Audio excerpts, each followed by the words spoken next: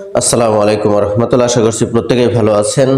আজকে আমরা 6 নম্বর অঙ্কটি সমাধান করার চেষ্টা করব। বলেছে ফাহাদ শফি অপেক্ষা 127 টাকা বেশি পায়, শফি মামুন অপেক্ষা 150 টাকা কম পায়। মামুন 854 টাকা পেলে ফাহাদ ফাহাদ ও শফি কত টাকা পাবে?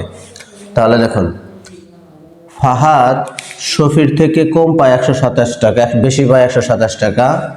আবার শফি মামুনের থেকে কম পায় হচ্ছে 150 টাকা। মামুনের টাকাটা দেয়া আছে, এখন মামুনের টাকা থেকে আমাদেরকে সর্বপ্রথম শফির টাকাটা বের করে ফেলতে হবে। এরপর শফি টাকা বের করতে পারলেই আমরা ফাহাদের টাকাটা বের করতে পারবো। তাহলে আমরা লিখবো এরকম যে মামুন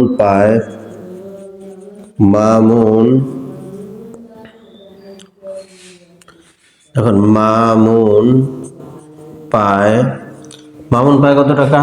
এই 854 টাকা। এরপর শফি কম পায় কত টাকা? 150 টাকা। দেখুন লিখবো শফি মামুন অপেক্ষা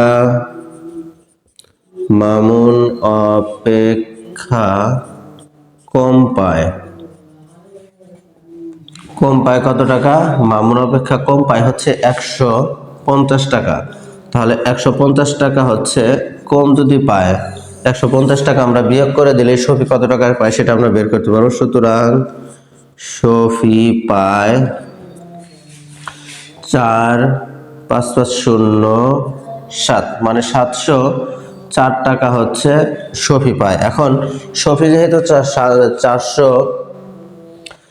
704 টাকা পায়, কিন্তু ফাহাদ শফির থেকে আরো 127 টাকা বেশি পায়। এটা হলো শফির টাকা। এর সাথে আমরা যোগ করে দেব কাকে? এই যে 127 যদি যোগ করি তাহলে ফাহাদের টাকাটা আসবে। তাহলে লিখবো যে ফাহাদ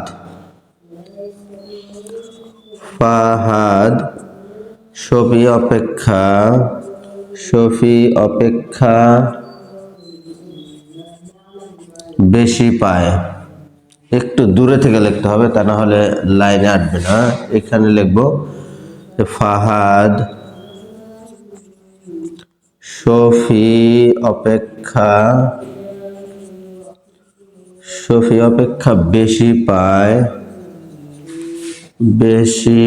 কত টাকা বেশি পায়? 127 টাকা। 127 টাকা বেশি পায়। এবার লিখবো সুতরাং ফাহাদ পায়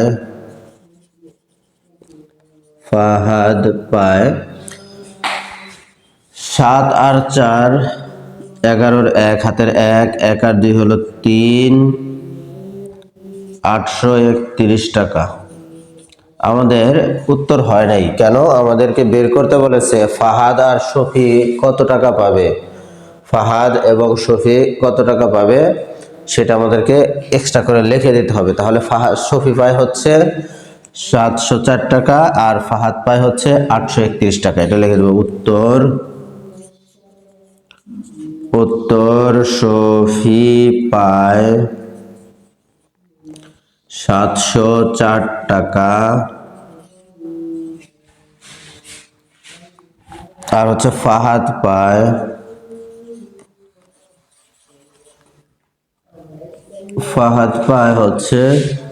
831 টাকা। এটাই ছিল আমাদের এই 6 নম্বর অঙ্ক। তো দেখুন 7 নম্বর অঙ্ক কি বলেছে? পিতা পুত্র অপেক্ষা 35 বছরের বড়, তাদের বয়সের যোগফল 85 বছর হলে পিতা ও পুত্রের বয়স নির্ণয় করতে হবে। অর্থাৎ পিতা ও পুত্রের বয়স নির্ণয় করো। তো দেখুন আমরা কিন্তু কারো বয়স জানি না, কারো বয়সের কথা এখানে বলা নাই। যেহেতু বলা নাই, তো আমরা অঙ্কের যে নিয়ম সে হিসেবে করবে, একটু বড় হলেও বিষয়টা মনে থাকবে সহজে। তো দেখুন, যদি কখনো কোনো কিছুই দেয়া না থাকে, কোনো তথ্যই দেয়া না থাকে, তাহলে আমরা এভাবে লিখব মনে করি অথবা ধরি। আমরা কার বয়স ধরে নিব? আমরা পুত্রের বয়স ধরে নেই। পিতার বয়স ধরলে বিয়োগ করতে হবে, তো এই কারণে আমরা পুত্রের বয়স ধরে নেই। মনে করি পুত্রের বয়স পুত্রের বয়স ক বছর?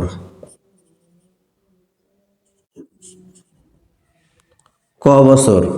এখন যেহেতু কোনো সংখ্যা ধরা যাবে না, সংখ্যা ধরলে তো সংখ্যার সাথে সংখ্যা মিলে যাবে, এই কারণে আমরা একটা ক বছর বা এ বছর বি বছর এরকম একটা ধরে নিলাম। এখন কি বলছে, পিতা পুত্রের থেকে 35 বছরের বড়। পুত্রের বয়স যদি ক বছর হয় তাহলে পিতার বয়স কত হবে? পিতার বয়স হবে হচ্ছে এই ক এর সাথে আরো 35 বছর যোগ করতে হবে। কারণ হলো ক বছর যদি পুত্রের বয়স হয় আর পিতা যদি পুত্রের থেকে 35 বছরের বড় হয়, তার মানে পুত্রের বয়সের সাথে আরো 35 বছর এসে যোগ হবে। এ কারণে ক যোগ 35 এটা লিখবো আমরা প্রশ্ন মতে। তাহলে এটা হলো পুত্রের বয়স, এটা পিতার বয়স, দুইটার বয়স একত্র করলে আমাদের 85 বছর হয়। তার মানে লিখবো যে প্রশ্ন মতে ক যোগ 35, এটা এটুক হলো পিতার বয়স আর এটুক হলো পুত্রের বয়স। এই দুজনের বয়স আমরা একসাথে করলাম, একত্র করার কারণে সেটা 85 বছর হলো। এটাই তথ্যে দেয়া আছে অঙ্কের মধ্যে। এবার লিখবো আমরা বা, আমরা সরাসরি বা দিতে পারি অথবা এরকম চিহ্ন দিতে পারি। দুইটা ক, 2 ক সমান, দেখুন এই 35 এই পাশে যোগ আকারে আছে, যদি আমরা ট্রান্সফার করে দিই ওই পাশে দিই তাহলে বিয়োগ হবে। এই হচ্ছে আমাদের অঙ্কটি হয়ে গেল। এবার দেখুন 2 ক সমান 0 5 50, এ হলো 50, 85 থেকে 35 চলে গেল, 50 থাকলো। এবার দেখুন সুতরাং ক, আচ্ছা এখানেও বার দিয়ে দেই, বা ক সমান 25। আচ্ছা ভাগ করে দেখা দেয় আর এক লাইন করে, ভাগ 2 বা ক সমান 25। এবার আমরা লিখবো সুতরাং পুত্রের বয়স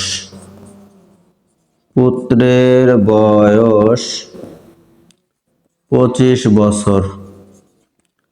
এটা কেন পুত্রের বয়স 25 বছর? কেন 25 বছর? এই কারণে, তো যেহেতু আমরা এই ক এর মান ধরে নিয়েছিলাম হচ্ছে পুত্রের বয়স, এখন যেহেতু ক এর মান বের হয়েছে তার মানে সেটা পুত্রের বয়স বের হয়েছে। যেহেতু ক এর মান বের হয়েছে সুতরাং এটা পুত্রের বয়সই বের হয়েছে। এবার আমরা লিখে দেব সুতরাং পিতার বয়স কত? এই ক যোগ 35, ক এর মান হচ্ছে 25, তার সাথে 35 যোগ করে দেই, এই 10 শূন্য হাতের 1, এ হলো 60। তার মানে পিতার বয়স হচ্ছে, এখানে বছর লিখে দেবো আমরা, বছর 60 বছর। তার মানে পুত্রের বয়স হচ্ছে 25 বছর আর পিতার বয়স 60 বছর। উত্তর লিখে দেবো আমরা, উত্তর পিতার বয়স 60 বছর, পুত্রের বয়স 25 বছর। এবার দেখুন যে এই যে পিতার বয়স 60 আর পুত্রের বয়স 25, এই দুইটা মিলে কিন্তু আমাদের 85 বছর হলো। তার মানে অঙ্ক হয়েছে। যদি দেখা গেল যে পিতার বয়স যা বের হয়েছে আর পুত্রের বয়স যা বের হয়েছে, এই দুইটা যোগ করলে 85 বছর হয় না, তার মানে অঙ্ক আমাদের ভুল হয়েছে।